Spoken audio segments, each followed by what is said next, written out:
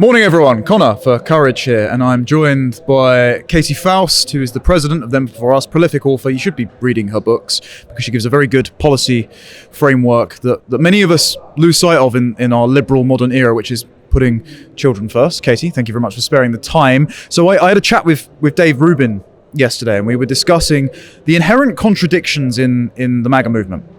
And I said to him, for me as a social conservative, very much on the J.D. Vance wing of the party, and him from a position of a left-behind liberal, maybe on the more Elon Musk, sort of tech optimist wing of the party, how does that stay together? And I'm noticing some of those contradictions in ARC. Of course, Peter Thiel took the stage recently. He, like Dave, has been a user of fertility technologies and surrogacy in order to have his family, something we've been very critical of. Dave was very optimistic about these coalitions staying together despite their contradictions. What do you reckon? Well, there's a challenge, right? There's definitely a rift. And I love the MAGA movement in a lot of ways because it is grounded in common sense. And it is a populist movement. And I think that the people that actually touch grass, which is generally the people that are behind MAGA, have a better understanding of a lot of the fundamentals than necessarily the elites do in our country. And so that is why we're seeing a return to sort of self-evident truths of the Trump administration, simply just things like get CRT and get DEI out of our schools, out of our corporations, return to the understanding that there are two sexes. And so this is all very, very good. But you need more than just practicality to move the ball forward when it comes to a lot of these major questions on the social fabric, especially around human dignity.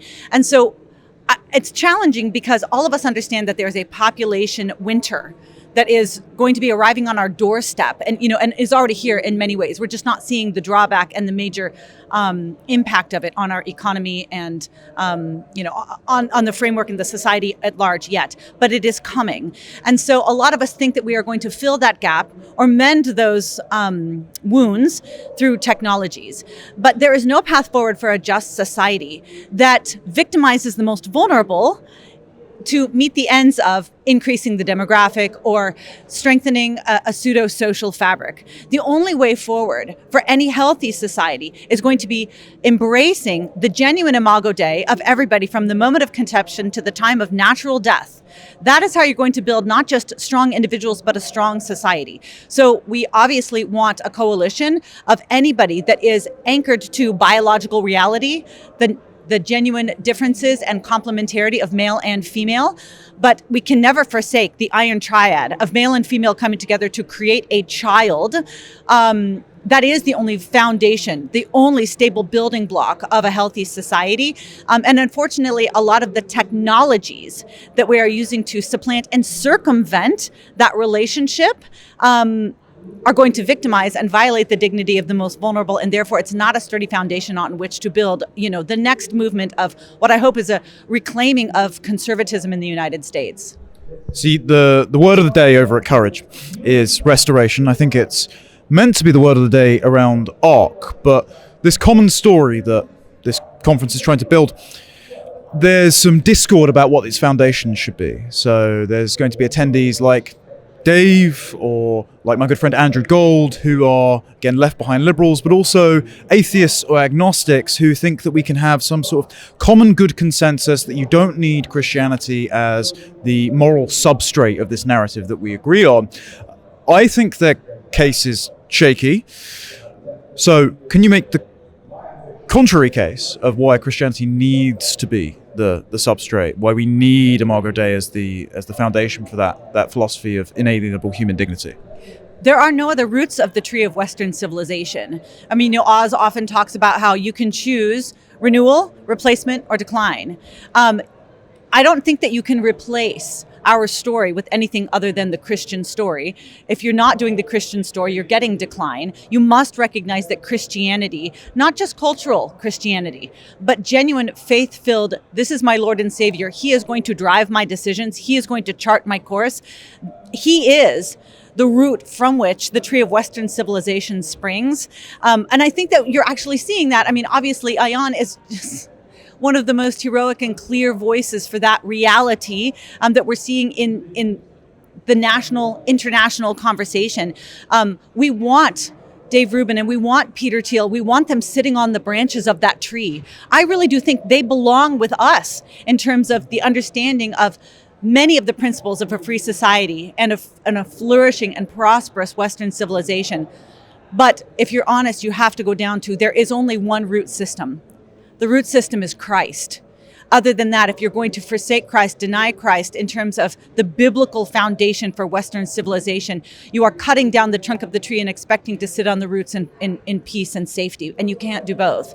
So I want people that are, as Jordan Peterson would say, on the fringe, in terms of their ideas about the social fabric, marriage and family. Obviously, we understand that not everybody is going to be in the center. And that's Jordan Peterson's term. Like, there is a center, there is an ideal. The ideal is man, woman, heterosexual, lifelong union with an aim towards children. That is the center. Not everyone's going to be in the center, whether it is by choice or whether it is by accident or whether it is by tragedy. But we must be clear about what the center is and then say, you will join our coalition. We will want you to join our coalition. You belong with us, but not at the expense of destroying the center. It's quite interesting because Peter Thiel's written a lot about eschatology and the study of the end times, and so he seems to like the book of Revelation very much, and I hope that's his pathway to perhaps learning more of the social teachings from the gospel. When we last spoke on camera, we were discussing that the prospect of an upcoming, now in place, Trump administration, and whether or not there were concerns about their commitment to pro-life principles and whether or not their pledge to fund things like IVF and obviously surrogacy being connected to that was going to compromise this. Now, since they've signed executive orders, they've upheld the Hyde Amendment to deprive the abortion industry of its funds, and they've also put in place a ban on what woke schools would euphemize as gender-affirming care, but the sterilization of gender-confused kids is spared our mutual friend Jeff Younger's son, hopefully, from this fate. Are you more faithful in the Trump administration's socially conservative bona fides, and what policies do they need to advance in order to improve that social fabric? I've been impressed with the administration and grateful for a lot of the moves that they've made. I think that this is an area where you can really say that MAGA is not driven by convictional Christian or convictional social conservatism. They really are common sense conservatives in a lot of ways. Now, J.D. Vance himself, I really do think is convictional. And I think that he's very well formed, probably on a lot of these areas of reproductive technologies, certainly in the area of abortion. Did they honestly water down and compromise those different planks on the GOP platform so that they could build a consensus that would win the White House? Maybe. But they really have proven to be a pretty pro-life administration so far, not just the Hyde Amendment, not just the efforts to strip Planned Parenthood of some of their funds, but even freeing the victims of the FACE Act, the people that were praying outside of the abortion clinics, offering them a pardon so these grandmothers and mothers of toddlers could get out of jail for, peacefully praying outside of these abortion clinics. And so I'm grateful. I've really been impressed. There is work to be done in the world of reproductive technologies, and not just with the Trump ticket, not just with, J.D. Vance and their administration, but honestly with conservatives at large and even with pro-lifers, that a lot of us think, well, IVF is just about babies, especially when you're at a place like ARC and you're like, well, demographic wise, this is a way that we are going to get more babies. The answer is no. This is a way to destroy babies. That is really what IVF is. We don't have good numbers on it because big fertility is not required to track or share what they do with these lab-created lives. But it's safe to estimate that if we lose about 1 million children to abortion every year in this country, it's probably closer to 4 million a year due to IVF. And so IVF is not primarily the way to help people have children. And even if you look at the numbers, it's not a way to increase our fertility levels. And I can explain more about that if you want. But it really is a way to destroy more little lives. And that's what it is. IVF is not about babies. It's about on-demand, designer, disposable babies, very often who are made motherless or fatherless in the process. So that's what I mean. We cannot build a healthy society, a flourishing society, on the backs of commodified, destroyed, disposable little lives. We have to begin with dignity from the moment of conception and carry that through, have all of our policy reflected it all the way to the end of life. What's the point about IVF diminishing fertility? Because it sounds counterintuitive to people that wouldn't think this way. But do you mind expand? Yeah, Lyman Stone has done some work on this at the Institute for Family Studies, because there have been some states that have tried to subsidize IVF. And what has he seen from that? Not that it increases total fertility rates at all. It doesn't. What it does is it helps the people who have delayed child rearing or childbearing have 1 or 2 children when they probably could have had more if they did not delay it at the beginning. And so sometimes that subsidized IVF sends the message of you've got time to wait, rather than you should start now, right? So it's not capitalizing on the window where especially women are naturally fertile and then are able to have multiple children. And so the states that have subsidized IVF, maybe not because they're trying to increase population, but offered it as an option, what we've seen is it doesn't change total fertility rate at all. It might even add to the problem of making women think they can delay this further. Right. Okay. Yeah. We had Stephen Shaw at this stall I've spoken to before, and he said that the tipping point for women to ever have children on average is age 30. It's a 50% chance. There's now 50% of women in this country, the UK, where we're sitting right now, who have reached 30 without children. So that means 25% of my generation will never have children. And then the idea that you can just use fertility tech to rectify this problem is very foolish. Final point. Let's say J.D. Vance is the heir apparent to MAGA.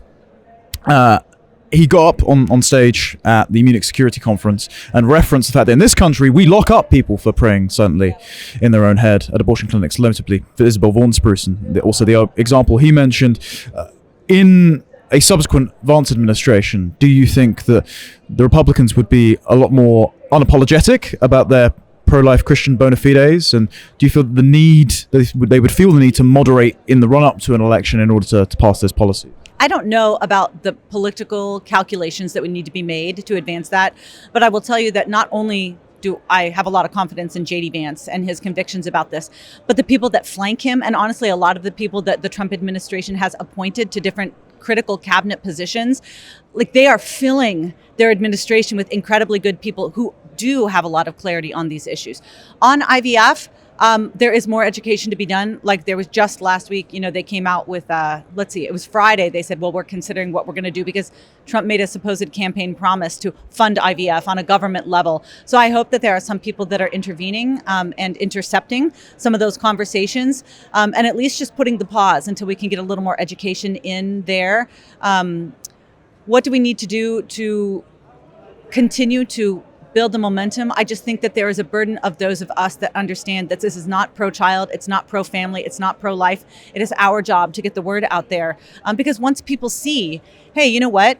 Every one child that is born through IVF is built upon a pile of maybe 12, 15, 20 children that didn't make it through this process alive. We need to open people's eyes that sex selection is a huge part of why people choose IVF, that a huge number of people are not going into this because of infertility, not genuine medicalized diagnosed infertility, but social infertility. In your country, I believe that the number of single mothers that are availing themselves to IVF has doubled in the last couple of years. And so this is not necessarily about making more babies. This is very often about making motherless and fatherless babies by design. And so these are technologies where children overwhelmingly lose their right to life, and in a huge number of cases are also losing their mother or father. This is not about serving children. This is not about bringing children into the world. This is about subjecting children and sacrificing their fundamental rights to please what adults want. And that is not the foundation of a just society. Katy, thank you very much as always.